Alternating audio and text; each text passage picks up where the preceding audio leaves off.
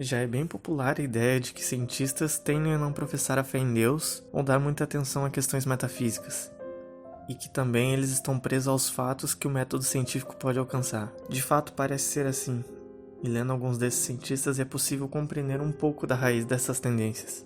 Aqui eu quero trazer alguns relatos do físico Feynman, do matemático Poincaré e suas semelhanças de pensamento com uma antiga escola filosófica do tempo de Agostinho, os acadêmicos. Bem, Richard Feynman, que foi um físico ganhador do Prêmio Nobel, dispensa apresentações, fez alguns comentários interessantes sobre as diferenças estruturais da ciência e da religião e as dificuldades que um cientista encontra no pensamento religioso.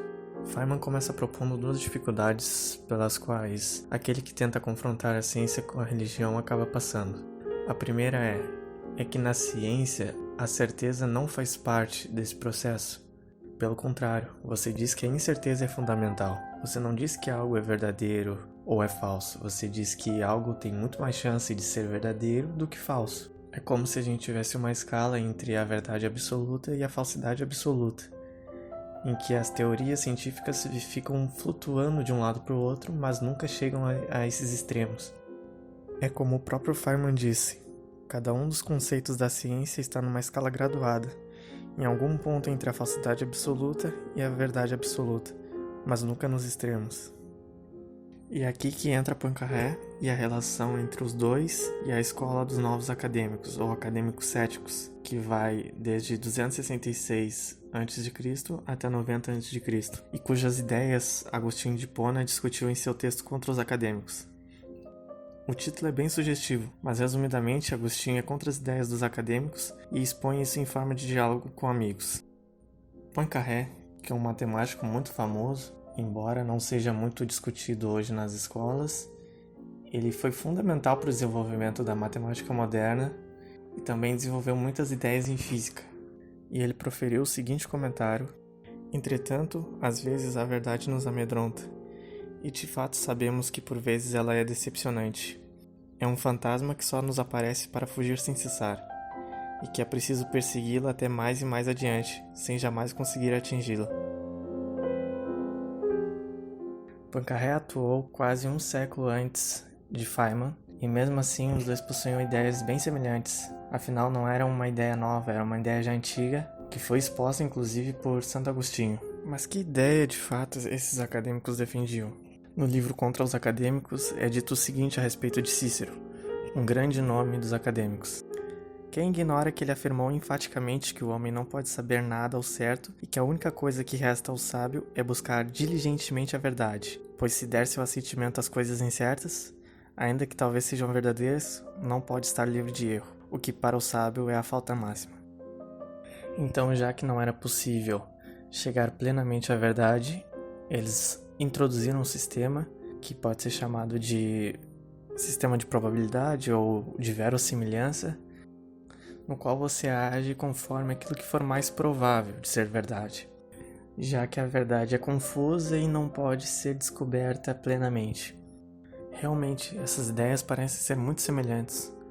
De fato, até poderíamos dizer que é a mesma ideia, e que ela virou de certo modo uma característica do cientista moderno, e que ela não faz mais parte somente da ciência, mas como a visão de mundo de modo geral do cientista.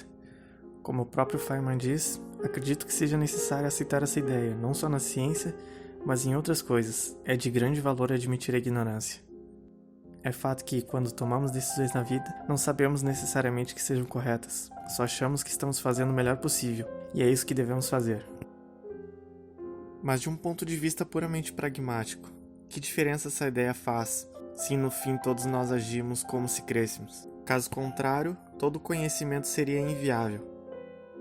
Não podemos empreender a tarefa cartesiana de começar tudo do zero novamente. Por exemplo, algum pesquisador que trabalha tentando unificar a teoria da mecânica quântica e a teoria da relatividade precisa partir do pressuposto que elas são verdadeiras, ainda que teoricamente ele saiba da pequena probabilidade delas estarem erradas. O pensamento religioso não é diferente. Nunca conheci um bom teólogo que professasse absoluta certeza naquilo que acredita ser verdade. Mas ele precisa fazer uma opção e tomar aquilo como verdade até que, se for o caso, seja convencido do contrário. Tanto é assim que na história do cristianismo, para citar o caso mais comum de onde estamos, o que não falta são discussões sobre a razoabilidade das doutrinas. Poincaré também diz o seguinte: duvidar de tudo e acreditar em tudo são atitudes preguiçosas, dispensam-nos de refletir. Aparentemente isso pode parecer contraditório com o que ele disse antes, mas não necessariamente o é se pensarmos nesse duplo aspecto do cientista. Por um lado, aquele que professa esse ideal de sempre duvidar, e por outro, o aspecto prático que precisa admitir certas verdades e proposições a fim de que a pesquisa continue avançando. A dúvida pode te levar até certo ponto, mas depois disso insistir nela é loucura. E o segundo motivo que Feynman lista pelo qual um cientista pode passar a descrer em Deus são os próprios fatos científicos. Por exemplo, somos animais que surgiram muito depois da vida ter surgido na Terra, num planeta que pode ser considerado uma partícula, se comparado ao tamanho do universo, que gira numa velocidade impressionante em torno do Sol e que está em volta de milhões e milhões de galáxias. Isso tudo, segundo Feynman, pode ser muito impressionante e de modo que não faça sentido que Deus tenha criado tudo isso simplesmente para observar a luta do homem do bem contra o mal. Bem, de fato, alguém pode tirar uma conclusão dessas, mas também é verdade que alguém pode tirar uma conclusão totalmente ao contrário, que os fatos serem impressionantes talvez só confirmem a crença dessa pessoa em Deus. E o fato de o homem poder estar vivo e contemplar tudo isso pode ser muito coerente com a crença em um Deus que organiza as coisas. Feynman também analisa se a estrutura em si da religião é contraditória ou compatível com a ciência. Ele distingue 3 características da religião: o seu aspecto moral, que diz o que é certo e o que é errado, o seu aspecto metafísico, ou seja, que trata de Deus, seu caráter, o que é o homem, as propriedades de Deus, e o caráter inspirador, que é aquilo que sustenta e dá força para as pessoas continuarem na religião e praticando os princípios da religião. Dentre essas 3 características, Feynman acredita que somente a metafísica é incompatível com a ciência. E ele argumenta por quê. No início, a igreja defendia que a Terra estava parada. A ciência foi lá, estudou, pesquisou e concluiu que a Terra não estava parada.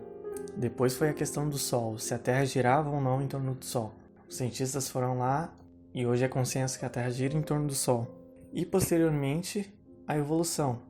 A religião afirmava que as espécies foram criadas diretamente por Deus e a evolução afirmava que todas as espécies partiram de um organismo mais simples.